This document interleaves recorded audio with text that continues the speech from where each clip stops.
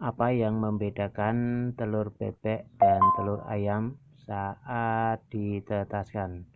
Sebelumnya, Assalamualaikum warahmatullahi wabarakatuh. Innal hamdalah la haula wala quwata illa billah.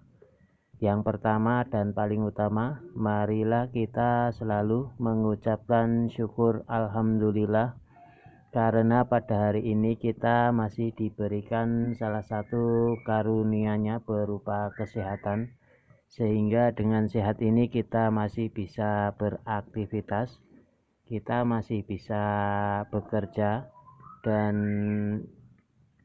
kita masih juga bisa berkarya. Di sini saya mau memberikan salah satu informasi tentang perbedaan telur ayam dan telur bebek saat kita menetaskan. Banyak sekali yang salah paham karena saat menetaskan telur bebek maupun telur endok itu tanpa penyemprotan. Hasilnya yaitu kegagalan di akhir periode atau saat menetas itu pasti gagal. Kenapa? Karena tidak akan pernah bisa memecahkan telur. Itu disebabkan apa? Karena yang kita tahu bahwa untuk membedakan telur ayam dengan telur bebek itu lebih tebalan telur bebek. Jadi telur ayam itu sangat tipis. Oleh karena itu saat kita menetaskan tanpa disemprot pun bisa menetas itu untuk telur ayam. Berbeda lagi dengan telur endok dan telur bebek. Telur endok dan telur bebek memiliki ketebalan kulit yang sangat tebal, sehingga kita harus memberikan semprotan. Semprotan itu berguna untuk apa sih? Banyak rekan-rekan yang menganggap bahwa melakukan penyemprotan itu adalah untuk menaikkan kelembapan yang tinggi, sehingga dengan kelembapan ini pun bisa memecahkan cangkang. Banyak sekali rekan-rekan peternak yang menetaskan apabila mendapati kelembapan yang terlalu tinggi itu saat menetaskan telur endok ataupun telur bebek, maka yang terjadi adalah tidak mau memberi semprotan. Dengan demikian maka kita nggak akan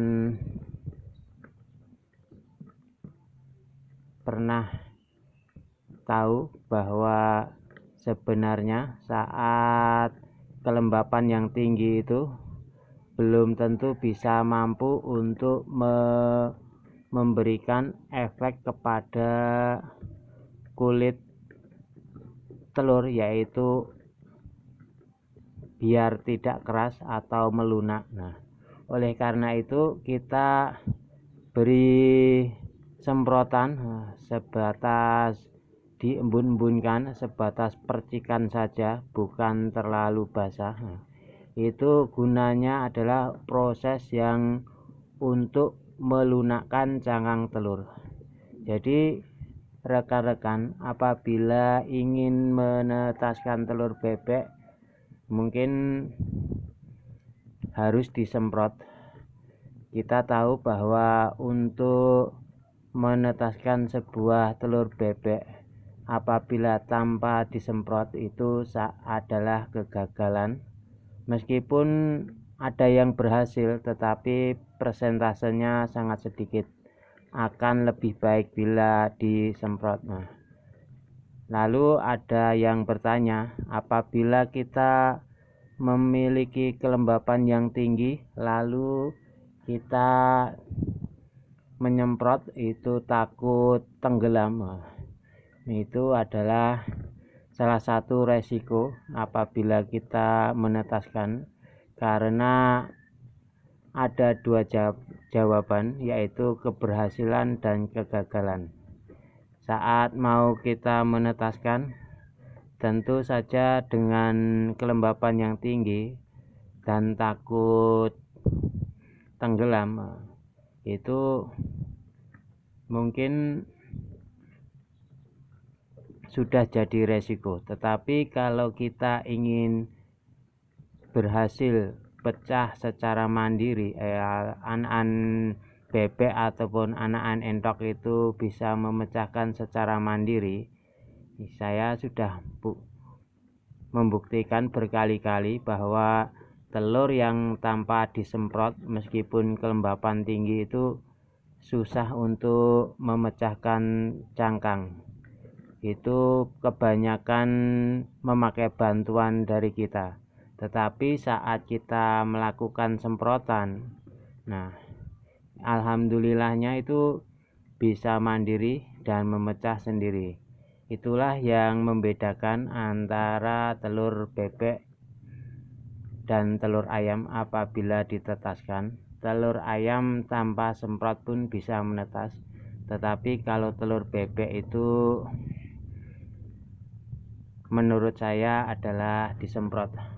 Mungkin dari sini pengalaman rekan-rekan yang mempunyai saat menetaskan telur bebek, ketika mau menetas itu mungkin tidak bisa mandiri untuk memecahkan telur, memecahkan kulitnya. Itu karena apa? Kita introspeksi diri saja, kita pasti tidak memberikan semprotan.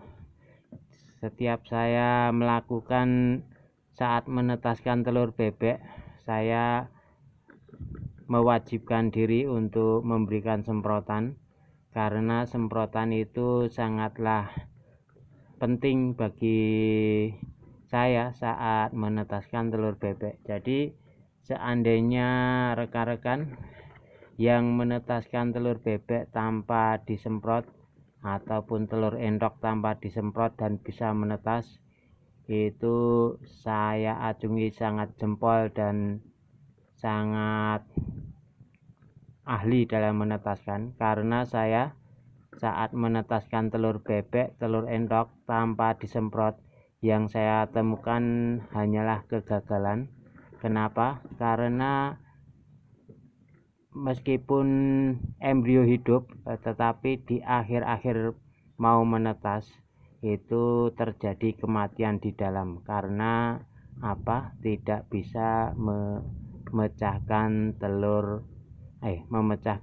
kulit telur, sehingga mati di dalam. Mungkin sekian dari saya.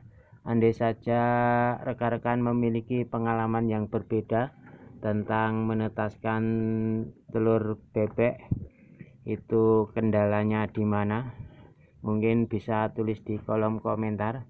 Kita sharing-sharing, kita berbagi ilmu. Mudah-mudahan dengan adanya kita berbagi ilmu, insya Allah kita akan selalu mendapatkan satu pencerahan yang lebih baik, sehingga kita dapat menetaskan dengan persentase yang sangat tinggi. Itulah yang didamba-dambakan oleh para penetas. Mungkin hanya sekedar sharing-sharing, meskipun telur bebek ini cuma sedikit, insya Allah saya sering melakukannya, dan itu sering saya lakukan. Dan meskipun ada juga telur ayam, tetapi untuk memperlakukan telur bebek dan telur endok itu yang membedakan hanyalah pada penyemprotan. Karena bila kita lupa atau kita tinggalkan penyemprotan, maka hasil akhirnya adalah kegagalan. Andai saja gagal, nah itu kerugian bagi kita, karena saat kita menetaskan, kita menunggu lama 25 hari untuk menetas, ternyata tiba-tiba gagal karena tidak bisa memecahkan secara mandiri. Oleh karena itu, bagi rekan-rekan yang tidak mau ambil resiko, saya sarankan untuk memberi semprotan. Atau mungkin bagi rekan-rekan yang terlalu percaya dengan tingkatan kelembapan yang tinggi yang bisa memecahkan memecahkan cangkang secara mandiri, itu terserah panjenengan. Tetapi kalau saya, wajib hukumnya untuk menyemprot. Mungkin cukup sekian dari saya. Andai kata ada kekurangan, saya mohon maaf. Andai saja ada perbedaan, itulah ilmu. Insya Allah apabila kita mau membahas, akan ada jalan keluarnya. Karena berbeda-beda tetapi tetap satu tujuan, yaitu ingin menetaskan dengan baik, persentase dengan baik, dan hasil yang memuaskan. Mungkin cukup sekian dari saya. Tetap dukung channel ini dengan cara like dan subscribe, dan jangan lupa untuk mengaktifkan loncengnya atau membunyikan loncengnya agar kalau ada video-video terbaru, insya Allah tidak akan ketinggalan. Wabillahi taufiq wal hidayah. Wassalamualaikum warahmatullahi wabarakatuh.